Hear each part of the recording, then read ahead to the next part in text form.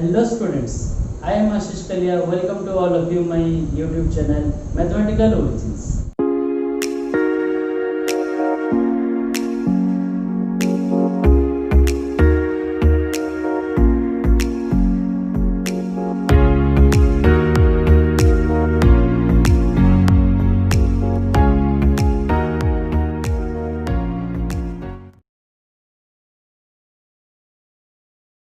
So students, in this video we are going to discuss some more problems about basic formulas of trigonometry. So let's start the video.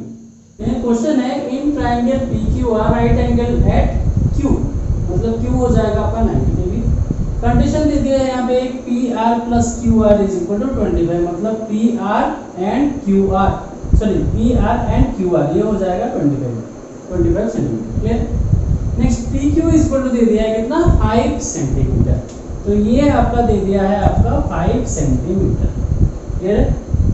अच्छा, हमें क्या बोला है determine the values of sin p cos p and tan p। देखिए trigonometric ratios का ही value निकालने के लिए बोल रहा है। क्लियर है? अब ट्रिग्नोमेट्रिक रेशियोज का वैल्यू चाहिए तो हमें क्या चाहिए, बेस, परपेंडिकुलर एंड हाइपोटेन्यूज का वैल्यू। तो यहाँ पे देखिए क्या निकालने के लिए बोला है हमें, sin p। आपको ये पहले जानना पड़ेगा कि आपका कौन सा एंगल थीटा बनेगा एंड कौन सा बेस, परपेंडिकुलर एंड हाइट बनेगा। तो देखिए यहाँ पे sin p cos p and tan p, तो ऑटोमेटिकली क्या पता चल रहा है, थीटा कौन सा एंगल बनेगा, ये एंगल बनेगा थीटा। हाँ कि नहीं? थीटा का जो भी ऑपोजिट साइड है वो बनता है परपेंडिकुलर, जो भी एडजेसेंट है वो बनता है बेस, एंड जो थर्ड लार्जेस्ट साइड है वो क्या बनता है, हाइपोटेन्यूज। तो हमें यहाँ पे क्या करना पड़ेगा, पहले ट्रिग्नोमेट्रिक रेशियो का वैल्यू निकालने के लिए देखिए p तो गिवन है, लेकिन p and h find out करना है। अब वो कहां से फाइंड आउट करेंगे, देखिए कंडीशन है क्या, PR plus QR is equal to 25 centimetre. Clear है? तो अब देखिए कैसे फाइंड आउट करते हैं। तो कितना है हमें हमारा given, PQ is equal to already 5 centimetre given है, PR plus QR is equal to 25 centimetre. Clear? अब देखिए हम क्या करते हैं, हम छोटे में बहुत बार ऐसा टाइप के क्वेश्चन सॉल्व किए हैं। क्या करेंगे, हम एक को x मान लेंगे, दूसरे को 25 माइनस x हो जाएगा। तो यहाँ पे मैं क्या मान लेता हूँ, let PR is equal to मान लीजिए x। PR को मैं क्या मान लिया, इसको मैं मान लिया x। क्लियर है? तो ऑटोमेटिकली क्या हो जाएगा मेरा, QR इज इक्वल टू कितना हो जाएगा 25 minus PR which is equal to 25 minus x। हाँ कि नहीं? तो ये कितना हो जाएगा, ये आ जाएगा सेंटीमीटर, ये हो जाएगा सेंटीमीटर। तो ये हो जाएगा कितना आपका परपेंडिकुलर हो जाएगा 25 माइनस x। क्लियर? तो ये तो हम ले आए p का वैल्यू, h का वैल्यू एंड b का वैल्यू, लेकिन देखिए न्यूमेरिकल में आया है क्या, नहीं आया है, x में आया है। तो हमें इस टाइप के क्वेश्चन में हमेशा क्या सॉल्व करना रहता है, x का वैल्यू पहले निकालना पड़ेगा। x का वैल्यू एक बार मिल गया, मतलब आपका p का भी वैल्यू मिल जाएगा, h का भी वैल्यू मिल जाएगा। अब ये चीज कहां से है, क्योंकि राइट एंगल ट्रायंगल है, तो कौन सा थ्योरम आएगा, पाइथागोरस थ्योरम। तो अकॉर्डिंग टू पाइथागोरस थ्योरम हम क्या कर सकते हैं, according to Pythagoras theorem, Pythagoras theorem क्या लिख सकते हैं यहाँ पे, h square is equal to p square plus p square. अब h स्क्वायर मतलब h की जगह पे कितना आ जाएगा, x का square is equal to p square की जगह पे कितना आ जाएगा आपका 25 माइनस x का स्क्वायर प्लस b स्क्वायर की जगह पे आपका आ जाएगा 5 का स्क्वायर। क्लियर है? कितना आ जाएगा, सॉल्व कर लेते हैं। तो आ जाएगा x square is equal to, देखिए 25 माइनस x का स्क्वायर मतलब a माइनस b का होल स्क्वायर, मतलब कितना आ जाएगा 25 का square minus 2 into 25 into x मतलब 2ab प्लस b स्क्वायर मतलब आ जाएगा x स्क्वायर प्लस 25। क्लियर है? एक्सपांड कर दिए तो यहाँ पे देखिए x स्क्वायर क्या हो गया, कैंसिल आउट। तो हमें फाइनली कितना मिल गया, देखिए यहाँ पे 0 इज इक्वल टू 25 का स्क्वायर कितना हो जाएगा 625 माइनस ये कितना हो जाएगा 50x प्लस 25 माइनस 50x से इसको ले आते हैं लेफ्ट साइड में, तो क्या बन जाएगा plus 50x is equal to कितना हो गया 625 प्लस 25 650 हो गया। तो फाइनली कितना हो जाएगा x is equal to 650 divided by 50, तो आपका कितना आ जाएगा 13। ठीक है? तो x का वैल्यू हमें कितना मिल गया 13 मिल गया। अगर x का वैल्यू 13 मिल गया तो यहाँ पे PR का वैल्यू कितना हो जाएगा, h is equal to x का, तो 13, यहाँ पे 25 माइनस 30। क्लियर? तो हम क्या कर लेंगे यहाँ पे फाइनल वैल्यू फाइंड आउट लेते हैं। तो x का वैल्यू अगर 13 मिल गया तो ऑटोमेटिकली मेरा क्या हो जाएगा PR is equal to x is equal to हो जाएगा 13 सेंटीमीटर एंड आपका कितना आ जाएगा QR is equal to 25 minus x की जगह पे कितना आ जाएगा 25 minus 13 is equal to 12 centimetre. तो देखिए हमारा क्या हो गया, ये जो चीज है ये सब क्लियर हो गया हमारा। जो पहले x में था अब क्या आ गया उसका एक वैल्यू आ गया। तो P is equal to perpendicular is equal to मेरा हो गया 12 and hypotenuse is equal to कितना हो गया sorry hypotenuse is equal to कितना आ जाएगा 13 हो गया। हाइपोटेन्यूज इज इक्वल टू आ गया 13। क्लियर। तो देखिए बेस आ गया, परपेंडिकुलर आ गया, हाइपोटेन्यूज आ गया। अभी हमें क्या बोलेगा, कोई भी ट्रिग्नोमेट्रिक रेशियो का मतलब रेशियो का वैल्यू अगर बोला होगा तो हम निकाल सकते हैं। तो हमारा कितना आ जाएगा सिंपली sin p मतलब sin थीटा क्या हो जाएगा परपेंडिकुलर बाय हाइपोटेन्यूज। तो यहाँ पे परपेंडिकुलर मतलब मैं क्या लिख सकता हूँ QR डिवाइडेड बाय हाइपोटेन्यूज मतलब कितना लिख सकता हूँ PR। तो QR की जगह पे आ जाएगा 12, आपका PR की जगह पे आ जाएगा कितना 13। क्लियर है। sin p मिल गया। cos p मतलब बेस बाय हाइपोटेन्यूज, तो बेस की जगह पे हमारा आ जाएगा PQ डिवाइडेड बाय PR। तो PQ की जगह पे आपका कितना आ जाएगा 5, PR की जगह पे आ जाएगा 13 एंड आ जाएगा आपका 10p मतलब base sorry perpendicular by base. तो परपेंडिकुलर की जगह पे आ जाएगा आपका QR डिवाइडेड बाय बेस की जगह पे क्या आ जाएगा आपका PQ। तो हमारा फाइनली कितना आ जाएगा यहाँ पे 12 बाय कितना आ जाएगा 5 आ जाएगा। क्लियर। सबको समझ में आ गया कैसे फाइंड आउट की। अगर cot p पूछता तो हम क्या करते बेस बाय परपेंडिकुलर, तो बेस की जगह पे आ जाएगा 5, परपेंडिकुलर पे आ जाएगा 12। ठीक है। तो कोई भी ट्रिग्नोमेट्रिक रेशियो का वैल्यू अगर पूछेगा तो हम फाइंड आउट कर सकते हैं। सबको समझ में okay. So let's move on to the next question.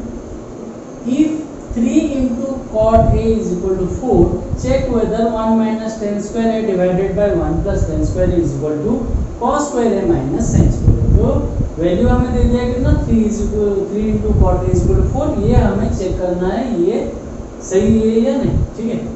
तो हम पहले क्या करेंगे 3 cot A is equal to हमें दे दिया है 4, तो हम लिख सकते हैं cot A is equal to 4/3।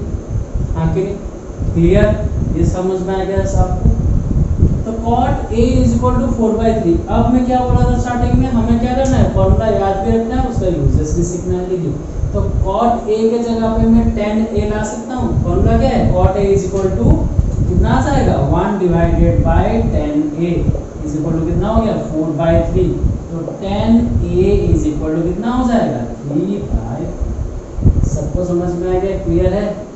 तो tan A is equal to कितना हो गया 3/4 हो गया। तो यहाँ पे मैं tan A के जगह पे 3/4 पुट कर सकता हूँ। बाद बाकी बचा आपका क्या है cos A and sin A। तो उसके लिए हमें क्या करना पड़ेगा वैल्यू निकालना पड़ेगा। तो यहाँ पे tan A का तो वैल्यू मिल गया मुझे 3/4। अब देखिए tan A मतलब क्या है P/B। हाँ कि नहीं। तो 3/4। तो यहाँ पे लेट कितना हो जाएगा P is equal to हो गया 3x and B is equal to हो गया 4x। देखिए तो cos एंड sin निकालने के लिए हमें क्या चाहिए h का जरूरत पड़ेगा। तो पाइथागोरस थ्योरम के हिसाब से अकॉर्डिंग टू पाइथागोरस थ्योरम हम क्या लिख सकते हैं h² is equal to p² plus b²। तो हो गया h is equal to root under p² plus b²। अब p की जगह पे हम कितना पुट कर सकते हैं 3x का होल स्क्वायर प्लस b की जगह पे 4x का होल स्क्वायर, इसका होल रूट ओवर। तो 3x का स्क्वायर कितना हो जाएगा 9x² प्लस 4x का स्क्वायर 16x² का होल रूट ओवर। ये आपका हो गया 25x² का होल रूट ओवर। 25 का रूट ओवर हो जाएगा 5x² का रूट ओवर हो जाएगा x। तो आपको h कितना मिल गया आपको 5x मिल गया। अब देखिए p है b है एंड h है। तो cos a and sin a का वैल्यू निकाल सकता हूँ। तो पहले हम क्या करते हैं cos a का वैल्यू निकाल लेते हैं। cos a इक्वल टू कितना हो जाएगा b/h। तो b के जगह पे हमारा कितना आ जाएगा 4x डिवाइडेड बाय h की जगह पे 5x। तो हो गया 4x divided by 5x is equal to 4/। तो cos a का वैल्यू मिल गया हमें 4/5। अब निकाल लेते हैं sin a का value. sin a is equal to p/h। तो p के जगह पे आ जाएगा आपका 3x, h की जगह पे आ जाएगा 5x। तो हमें फाइनली कितना मिल जाएगा 3/5। तो देखिए ये जो हमें चेक करने के लिए दिया है यहाँ पे जो टर्म्स है उनका वैल्यू हमें मिल जाएगा। जैसे कि cos A का वैल्यू मिल गया, sin A का वैल्यू मिल गया, tan A का वैल्यू मिल गया। अब बस हमें क्या करना है, चेक करना है कि ये दोनों इक्वल है कि नहीं। तो उसके लिए हम क्या करेंगे, सिंपली पहले क्या करते हैं, इंडिविजुअली इनको सॉल्व कर लेते हैं। तो अगर दोनों का वैल्यू इक्वल आ गया तो मैं क्या लिख सकता हूँ, बोता लिख दो, हाँ ठीक है। तो यहाँ पे हम क्या कर लेंगे, simply 1 minus tan square A divided by 1 plus tan square A, इसको ले लेते हैं LHS लेफ्ट हैंड साइड, ठीक है। तो यहाँ पे क्या पुट करूँगा, 1 माइनस टेन स्क्वायर ए की जगह पे टेन ए का वैल्यू कितना है 3/4, तो टेन स्क्वायर ए की जगह पे 3/4 का whole square, 1 plus tan square A की जगह पे 3/4 का होल स्क्वायर, क्लियर है। तो यहाँ पे कितना आ जाएगा आपका 1 माइनस 9/16 डिवाइडेड बाय 1 प्लस 9/16, कितना आ जाएगा फाइनली, क्लियर है। इसको रफ कर देते हैं 4/5 एंड 3/5 है, ठीक है। तो यहाँ पे कितना आ जाएगा आपका, एलसीएम ले लेंगे तो 16 आ जाएगा, 16 माइनस 9 डिवाइडेड बाय डिनोमिनेटर में एलसीएम लेंगे तो 16 आएगा, 16 minus 9 is equal to finally कितना हो जाएगा, ये आपका हो जाएगा 7/16 डिवाइडेड बाय, यहाँ पे सॉरी यहाँ पे प्लस है तो यहाँ पे आ जाएगा आपका 25/16, 16 कैंसिल आउट, 7/25। तो फाइनली क्या हो गया, ये जो टर्म है इसका वैल्यू हो गया 7/25, क्लियर है, सबको समझ में आ गया। नेक्स्ट RHS फाइंड आउट कर लेते हैं। तो RHS तो हमारा कितना है, cos square a minus sign square a। अब cos स्क्वायर a की जगह पे हम कितना पुट कर सकते हैं, 4/5 का whole square, sine square a की जगह पे 3/5 का होल स्क्वायर। फाइनली कितना हो जाएगा आपका 5 का स्क्वायर आ जाएगा एलसीएम में, ठीक है। तो इसको पहले सॉल्व कर लेते हैं, ये हो जाएगा 16/25 माइनस ये कितना आ जाएगा आपका 9/25, एलसीएम जाएगा आपका 25, 16 माइनस 9 कितना हो गया फाइनली 7/20। तो यहाँ से मैं क्या देख रहा हूँ, LHS is equal to RHS, therefore LHS is equal to RHS, hence verified, ठीक है। हम क्या कर लिए, वेरीफाई करके हेंस वेरीफाइड। समझ में आएगा सबको कैसे इस टाइप के प्रॉब्लम्स को सॉल्व करना है, क्लियर है। So let's move on to the next question, जो कि बहुत ज़्यादा इम्पोर्टेंट है आपको एग्जाम पॉइंट ऑफ व्यू से, ठीक है। तो ये क्वेश्चन क्या है, if angle A and angle B are acute angles, अगर angle A and angle B acute angle हो, एक्यूट एंगल मतलब क्या हुआ, जो एंगल 0 से ग्रेटर होगा एंड 90 से लेसर होगा, ठीक है। तो if angle A and B are acute angles such that cos A is equal to cos B, then show that angle A is equal to angle B। तो यहाँ पे देखिए क्या बोला, हमें ट्रायंगल के बारे में कुछ नहीं बोला कि एक राइट एंगल ट्रायंगल होगा या नॉर्मल ट्रायंगल होगा। तो हम सिंपली पहले क्या कंसीडर करेंगे, एक ट्रायंगल ले लेते हैं, ठीक है, जहाँ पे हम क्या कर लेंगे, ये हो गया A B एंड C। तो angle A and angle B एक एक्यूट एंगल है, क्लियर, समझ में आ गया। क्योंकि cos A and cos B दिया है तो यहाँ पे हमें राइट एंगल ट्रायंगल का कॉन्सेप्ट लाना पड़ेगा। तो इसके लिए मैं क्या करता हूँ, ये जो पॉइंट C है इससे एक राइट एंगल आपका परपेंडिकुलर ड्रॉ करता हूँ टू द AB, ठीक है। तो यहाँ पे हम पहले क्या ले लेते हैं, in triangle ABC let CD perpendicular to AB। तो हम पहले क्या करते हैं, ये जो ट्रायंगल है ABC में CD परपेंडिकुलर टू AB ले लेते हैं, क्लियर। अब देखिए गिवन क्या है मेरा, cos A is equal to cos B given है। देखिए जब भी cos A बोल रहा है मतलब ये जो राइट एंगल ट्रायंगल है, ये जो राइट एंगल ट्रायंगल है आपका कौन सा, CDA, ये राइट एंगल ट्रायंगल में ये cos A बोल रहा है मतलब ये बनेगा थीटा, तो ये बनेगा परपेंडिकुलर, ये बनेगा बेस, ये बनेगा हाइपोटेन्यूज। सिमिलरली जब cos B बोल रहा है तो ये अगर थीटा बनेगा तो ये बनेगा परपेंडिकुलर, ये बनेगा आपका बेस एंड ये बनेगा हाइपोटेन्यूज, क्लियर है। इतना आपको समझ में आ गया, पहले ये चीज समझना है। तो देखिए cos A के जगह पे मैं क्या लिख सकता हूँ, बेस बाय हाइपोटेन्यूज। तो बेस मेरा कौन सा बनेगा, AD डिवाइडेड बाय हाइपोटेन्यूज मतलब कौन सा बनेगा, AC, which is equal to आपका cos B के जगह पे आप क्या लिख सकते हैं, बेस ये है BT एंड हाइपोटेन्यूज क्या बन जाएगा BC। तो आ गया BD divided by BC, clear है, सबको समझ में। मैं क्या करता हूँ, सिर्फ थोड़ा एडजस्टमेंट यहाँ पे करता हूँ, क्या करता हूँ, BD को ले लेता हूँ इधर डिनोमिनेटर में, AC को ले लेता हूँ इधर, तो क्रॉस कर लेते हैं, ठीक है। तो AD डिवाइडेड बाय BD हो गया which is equal to AC divided bye BC। Clear? which is equal to मैं K ले लेता हूँ, कोई भी एक आर्बिट्ररी कांस्टेंट K ले लेता हूँ। अब इससे फायदा क्या होगा मेरा, मैं यहाँ पे लिख सकता हूँ AD इज इक्वल टू, मान लीजिए ये प्रेजेंट नहीं है तो AD by BD is equal to K, तो AD इज इक्वल टू कितना हो जाएगा A इंटू BD, आगे नहीं, इसको हम मान लेते हैं इक्वेशन। क्लियर है? नेक्स्ट आ जाएगा हमारा AC, तो AC by BC is equal to K है, तो AC इज इक्वल टू मैं लिख सकता हूँ A इंटू BC, इसको मान लेते हैं इक्वेशन 2। क्लियर? तो ये जो गिवन था यहाँ से हमें इतना चीज मिल, ठीक है। हमें क्या शो करना है, angle A is equal to angle B, तो हम थोड़ा बेसिक आइडिया यूज करेंगे जो कि 9th क्लास में पढ़ेंगे। अब देखिए दो एंगल कब इक्वल होता है, जब क्या हो जाएगा, अगर मान लीजिए ये दो साइड अगर इक्वल हो गया तो उनका ऑपोजिट एंगल क्या होता है, हमेशा इक्वल होता है। ये 9th क्लास में एक थ्योरम था पढ़े, ठीक है। तो हम वही कॉन्सेप्ट यहाँ पे यूज करेंगे। क्लियर है? उसके लिए हमें क्या, किसको इक्वल दिखाना है, AC is equal to BC, इन दोनों को इक्वल दिखाना पड़ेगा। क्लियर है? तो पहले हमें जो गिवन दिया था यहाँ से इतना चीज मिल गया। अब हम क्या करते हैं, देखिए ये एक राइट एंगल ट्राइंगल है, हाँ कि नहीं, तो इस राइट एंगल ट्राइंगल में हम क्या करते हैं, CD का वैल्यू निकालते हैं। ठीक है, तो हम क्या कर लेते हैं, यहाँ पे ले लेते हैं in right angle triangle CDA, इसमें CD क्या हो जाएगा आपका, परपेंडिकुलर हो जाएगा, तो CD square is equal to मेरा क्या हो जाएगा, हाइपोटेन्यूस माइनस बेस का स्क्वायर, तो आ जाएगा हमारा कितना, AC square minus AD square, आगे नहीं, इतना आ जाएगा। क्लियर है? इसको मान लेते हैं इक्वेशन 3। ठीक है, नेक्स्ट ये जो राइट एंगल ट्राइंगल है, यहाँ पे भी हम क्या करेंगे, CD का स्क्वायर निकालेंगे, तो इन राइट एंगल ट्राइंगल आपका आ जाएगा CD स्क्वायर, कितना आ जाएगा आपका, CD मतलब परपेंडिकुलर का square is equal to hypotenuse का स्क्वायर माइनस बेस का स्क्वायर, मतलब आ जाएगा BC square minus BD square. इसको ले लेते हैं 4 इक्वेशन। यहाँ तक सबको समझ में आ गया, क्लियर? ठीक है, तो देखिए इक्वेशन 3 एंड इक्वेशन 4 को अगर हम कंपेयर करेंगे, देखिए CD का स्क्वायर इज इक्वल टू इतना है एंड यहाँ पे भी CD का स्क्वायर इतना है, तो comparing equation 3rd and 4th हम क्या लिख सकते हैं यहाँ पे, ठीक है, तो कंपेयरिंग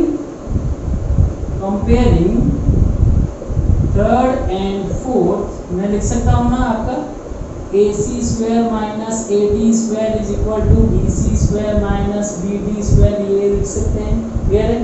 अब देखिए यहाँ पे वैल्यू निकाले हैं, AD का वैल्यू कितना निकाले हैं, K इंटू BD, AC का वैल्यू कितना निकाले हैं, K इंटू BC, तो यहाँ पे सिंपली लाके पुट कर देते हैं, AC की जगह पे K इंटू BC का स्क्वायर माइनस AD की जगह पे K इंटू BD का square is equal to BC square minus BD square. ठीक है, इसको एक्सपांड कर देंगे तो आ जाएगा K square BC square minus K square BD square is equal to BC square minus BD square. K square को कॉमन ले सकते हैं, तो K स्क्वायर को अगर कॉमन ले लेंगे तो आ गया BC square minus BD square is equal to BC square minus BD square. तो देखिए बोथ साइड है, तो ये क्या हो जाएगा, कैंसिल आउट हो जाएगा, हाँ कि नहीं? ठीक है, तो हमें फाइनली कितना मिल जाएगा, यहाँ पे फाइनली हमें मिल जाएगा K square is equal to कितना आ जाएगा हमें, K square is equal to 1, तो ऑटोमेटिकली अगर K square is equal to 1 हो जाएगा तो K का वैल्यू भी कितना हो जाएगा, 1 हो जाएगा। क्लियर है? समझ में आ गया? तो हमारा देखिए यहाँ पे अननोन क्या हो गया था, देखिए हमें किसको इक्वल करना था, AC is equal to BC को इक्वल करना था, तो यहाँ पे देखिए AC is equal to K into BC था, तो K का वैल्यू अगर 1 आ गया तो मैं अगर यहाँ पे 1 पुट कर दूंगा तो कितना हो जाएगा, AC इंटू BC हो जाएगा। इसीलिए हम क्या किए, यहाँ पे ये चीज सॉल्व करके K का वैल्यू निकालें। ठीक है, तो हम यहाँ पे क्या लिख सकते हैं, फ्रॉम इक्वेशन 2, ठीक है, यहाँ पे हम यूज कर सकते हैं फ्रॉम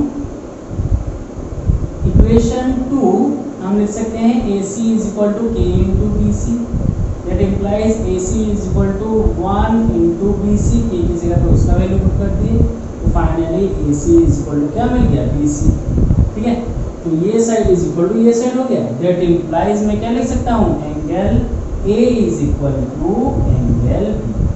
यहाँ पे कौन सा थ्योरम आ जाएगा, थ्योरम लिखना इंपॉर्टेंट है। थ्योरम कौन सा आ जाएगा, ऑपोजिट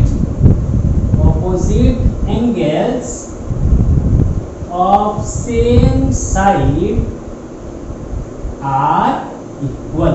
ये थ्योरम मेंशन करना आपके लिए, ठीक है। तो यहाँ से डायरेक्टली हम क्या प्रूव कर दिए, अगर AC is equal to BC हो जाएगा तो angle A is equal to क्या हो जाएगा, एंगल B हो जाएगा, जो हमें प्रूव कर लिख लीजिए 10 स्टूडेंट के लिए, ठीक है।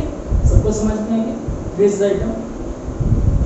चलिए नेक्स्ट क्वेश्चन देखते हैं, जो कि सबसे ज़्यादा इम्पोर्टेंट है, ठीक है। ये क्वेश्चन में ये क्वेश्चन सबसे ज़्यादा इम्पोर्टेंट है, इसलिए वेरी वेरी इंपॉर्टेंट मेंशन कर दिए, ठीक है। तो क्वेश्चन क्या दिया है, if angle P and angle Q are acute angles, ठीक है, such that sin P is equal to sin Q, then prove that angle B is equal to angle Q। देखिए जैसा प्रीवियस क्वेश्चन था, similar kind of question है, लेकिन वहाँ पे क्या बोला था, एक ट्राइंगल में बोल रहा था। यहाँ पे लेकिन कौन सा ट्राइंगल में, दो ट्राइंगल्स में ये दो एंगल है P एंड Q, ठीक है। इतना ही डिफरेंस है दोनों क्वेश्चन, ठीक है। तो उसके हिसाब से हमारा सॉल्यूशन भी थोड़ा चेंज होता है, क्लियर है। अच्छा हमें क्या शो करने के लिए बोला है, angle P is equal to angle Q। देखिए प्रीवियस क्वेश्चन में क्या बोला था, A is equal to B, तो हम वहाँ पे क्या कहते हैं, एक ही ट्राइंगल का बात हुआ था, तो इसीलिए हम उसका अपोजिट साइड को सेम दिखाए थे, इसीलिए दो एंगल सेम हो गया था। लेकिन जब भी दो ट्राइंगल का बात आता है और हमें दो एंगल को इक्वल दिखाना रहता है, तो सबसे इजी तरीका क्या है, दोनों को क्या करना है, सिमिलर दिखा दीजिए। अगर दोनों को सिमिलर दिखा देंगे तो क्या हो जाएगा, उनका करस्पॉन्डिंग एंगल्स इक्वल हो जाएगा। अब सिमिलर दिखाने के लिए क्या क्या टेक्निक्स है, एक तो आपको क्या दिखाना पड़ेगा, करस्पॉन्डिंग एंगल्स इक्वल दिखाने से होगा।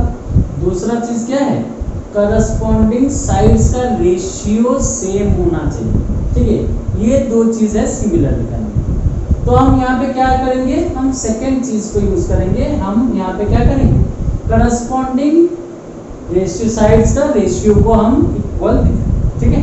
तो वो कंसेप्ट यूज करेंगे। सबको समझ में आ गया पहले कंसेप्ट के बारे में। अब देखते हैं कैसे इसको सॉल्व करना है। देखिए हमारे पास गिवन कितना है, गिवन है आपका sin B is equal to sin Q, ये चीज गिवन है, ठीक है। जब भी देखिए sin B बोल रहा हूँ, मतलब ये एंगल थीटा हुआ, तो ये हो जाएगा P, ये हो जाएगा आपका B एंड ये हो जाएगा H।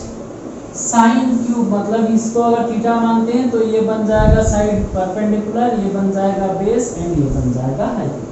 आगे क्लियर है। तो sin B मतलब sin B के जगह पे क्या आ जाएगा, परपेंडिकुलर बाय हाइपोटेन्यूज। तो परपेंडिकुलर मतलब क्या आ जाएगा, यहाँ पे आ जाएगा AC डिवाइडेड बाय हाइपोटेन्यूज, मतलब आ जाएगा AB, क्लियर है। sin Q मतलब यहाँ पे आ जाएगा परपेंडिकुलर की जगह पे PR डिवाइडेड बाय हाइपोटेन्यूज की जगह पे PQ, क्लियर है। जैसे प्रीवियस क्वेश्चन में हम माने थे, यहाँ पे इसको हम क्या करेंगे, अच्छा AC इज इक्वल टू इतना आ गया है, तो इसको थोड़ा अरेंज कर लेते हैं, क्योंकि हमें क्या दिखाना है, करस्पॉन्डिंग साइड्स का रेशियो सेम होना चाहिए। मतलब यहाँ पे अगर AC है डिवाइडेड बाय क्या होना चाहिए, BC, एंड यहाँ पे AB है तो डिवाइडेड बाय क्या आना चाहिए, PQ आना चाहिए। तो इसको थोड़ा अरेंज कर देते हैं, तो AC क्रॉस कर लेते हैं, ठीक है। PR आ जाएगा, आपका आ जाएगा AB is equal to PQ, clear है, समझ में आ गया। तो देखिए ये करस्पॉन्डिंग साइड्स का रेशियो आ गया ना, AC divided by PR and AB divided by PQ is equal to, हम इसको क्या मानते हैं, K ले लेते हैं। मान लीजिए ये क्या आ जाएगा, K है, क्लियर है, सबको यहाँ तक समझ में आ गया। नेक्स्ट चीज हम जैसे प्रीवियस क्वेश्चन में किए थे, ठीक है। इतना निकालने के बाद हम क्या कर लेते हैं, यहाँ से हम निकाल सकते हैं AC is equal to K into PR हो जाएगा, एंड क्या हो जाएगा, AB is equal to K into PQ आ जाएगा, क्लियर है। तो यहाँ पे देखिए ट्राइंगल का क्या हो गया, दो ट्राइंगल का दो साइड्स करस्पॉन्डिंग साइड्स का रेशियो मिल गया। अब हमें क्या करना है, थर्ड करस्पॉन्डिंग साइड्स का रेशियो निकालना है और इन दोनों के साथ इक्वल दिखा देना है। तो अगर इतना दिखा दिए तो हमें ऑटोमेटिकली क्या मिल जाएगा, तो तीनों करस्पॉन्डिंग साइड का अगर रेशियो सेम है तो हम क्या बोल सकते हैं, दोनों ट्राइंगल क्या है, सिमिलर, क्लियर, इतना समझ में आ गया। तो देखिए थर्ड साइड कौन सा बचा है, ये पहला ट्राइंगल में BC आया है एंड दूसरा ट्राइंगल में क्या आ जाएगा, QR। तो यहाँ पे in triangle ACB BC square is equal to कितना हो जाएगा, BC स्क्वायर मतलब बेस का square is equal to hypotenuse का स्क्वायर, AB स्क्वायर माइनस आपका आ जाएगा AC स्क्वायर। आगे नहीं इतना आ जाएगा। क्लियर है, समझ में आएगा सबको। नेक्स्ट आपका देखिए इन ट्राइंगल PRQ, इस ट्राइंगल में आपका ये जो QR का स्क्वायर इज इक्वल टू क्या हो जाएगा आपका PQ का स्क्वायर माइनस PR का स्क्वायर, इतना हो जाए। क्लियर हो गया सब, ठीक है। अच्छा तो हम क्या लिख सकते हैं, BC डिवाइडेड बाय QR, हमें यही चीज निकालना है क्योंकि यहाँ पे AC बाय PR है, AB by PQ is equal to K लिए हैं, तो अगर BC बाय QR हमारा अगर K आ जाएगा तो तीनों को मैं क्या बोल दूंगा, इक्वल बोल दूंगा। तो BC इज इक्वल टू कितना हो जाएगा, root under AB square minus AC square divided by root under ये क्या हो जाएगा PQ square minus PR square. आगे नहीं तो देखिए यहाँ पे AC इज इक्वल टू कितना है K into PR and AB is equal to कितना है K इंटू PQ, तो दोनों को देखिए यहाँ पे पुट कर देते हैं, तो आ जाएगा AB की जगह पे K इंटू PQ का स्क्वायर माइनस AC के जगह पे आ जाएगा कितना आपका K इंटू PR का स्क्वायर होल डिवाइडेड बाय इसका root over whole divided by root under PQ square minus PR का स्क्वायर। ठीक है, समझ में आ गया यहाँ तक आपको। तो अभी हमें क्या करना है, बस इसको सॉल्व कर लेना है। तो इसको सॉल्व करेंगे तो कितना आ जाएगा, हमारा आ जाएगा यहाँ पे Q square PQ square minus Q square PR का square whole root over divided by root under PQ square minus PR square. ठीक है, K स्क्वायर कॉमन जाएगा दोनों से, तो अगर K स्क्वायर को कॉमन ले लेंगे रूट ओवर है, ठीक है, तो रूट ओवर हमारा कितना आ जाएगा यहाँ पे K square into PQ square minus PR square का whole root over divided by root under PQ square minus PR square. Clear है, तो हमारा क्या आ जाएगा, इतना आ जाएगा। समझ में आ गया। अब देखिए K स्क्वायर रूट के अंदर है, अगर K स्क्वायर को हम बाहर लाएंगे तो क्या हो जाएगा, K स्क्वायर का रूट ओवर कितना हो जाएगा, हमारा K स्क्वायर का रूट ओवर आ जाएगा K। क्लियर सबको। तो यहाँ पे हमारा कितना आ जाएगा, finally BC divided by QR is equal to K root under PQ square minus PR square whole divided by आपका रूट अंडर कितना आ जाएगा आपका PQ स्क्वायर माइनस PR का स्क्वायर। ठीक है, ये दोनों क्या हो जाएगा, कैंसिल और फाइनली आ जाएगा K। ठीक है, तो यहाँ पे हमारा पहला कितना आ गया था, हमारा आ गया था AC divided by PR is equal to AB divided by PQ is equal to हमारा K मिला था, उसको हम मान लेंगे इक्वेशन 1। ये आ गया हमारा इक्वेशन। ठीक है, तो इक्वेशन 1 और 2 से हम क्या बोल सकते हैं, ये जो AC divided by PR is equal to AB divided by PQ is equal to क्या हो जाएगा, BC डिवाइडेड बाय QR हो जाएगा। आगे नहीं, तो फ्रॉम 1 और 2 में लिख सकता हूँ, फ्रॉम 1 और 2 हम लिख सकते हैं AC divided by PR is equal to AB divided by PQ is equal to BC divided by QR। आगे नहीं, इतना चीज लिख सकते हैं फ्रॉम 1 और 2। तो ये हमें क्या मिल गया, ये सब क्या है, corresponding sides of the triangle का रेशियो है। आगे नहीं, तो यहाँ पे देखिए AC divided by PR, AB divided by PQ and BC divided bye क्या हो गया, QR। तो यहाँ पे हमें क्या मिल गया, फाइनली ये जो दो ट्राइंगल्स है इनका करस्पॉन्डिंग साइड्स का रेशियो क्या है, सेम है। तो अगर करस्पॉन्डिंग साइड्स का रेशियो सेम हो जाएगा तो हम लिख सकते हैं triangle ACB is similar to triangle PRQ। आगे नहीं, क्योंकि प्रीवियस चैप्टर्स में हम पढ़े सिमिलरिटी कैसे प्रूव करेंगे। ठीक है, तो अगर ये दोनों ट्राइंगल सिमिलर हो जाएगा तो ऑटोमेटिकली क्या हो जाएगा, करस्पॉन्डिंग एंगल्स भी सेम हो जाएगा। तो दैट इंप्लाइज हम क्या लिख सकते हैं, angle B is equal to angle Q। Clear, सबको समझ में आ गया, इतना ही हम इसको करने के लिए बोला था, सबको समझ में आ गया। ये देखिए बहुत ज़्यादा इंपॉर्टेंट प्रॉब्लम है, तो इसको अच्छे से सॉल्व करना इंपॉर्टेंट है, एग्जाम पॉइंट ऑफ व्यू से भी बहुत ज़्यादा इंपॉर्टेंट प्रॉब्लम। ठीक, तो आज के वीडियो में हम यहाँ तक रखते हैं। अगर ये वीडियो आपको पसंद आया है तो please like the video and share this video with your friends. जो लोग चैनल में नए हैं तो please subscribe to the channel and also press the bell icon. इससे क्या होगा, जब भी मैं नया वीडियो अपलोड करूँगा तो आपको सबसे पहले नोटिफिकेशन आ जाएगा। ओके, तो अगर ये वीडियो पसंद आया तो प्लीज़ लाइक कीजिए।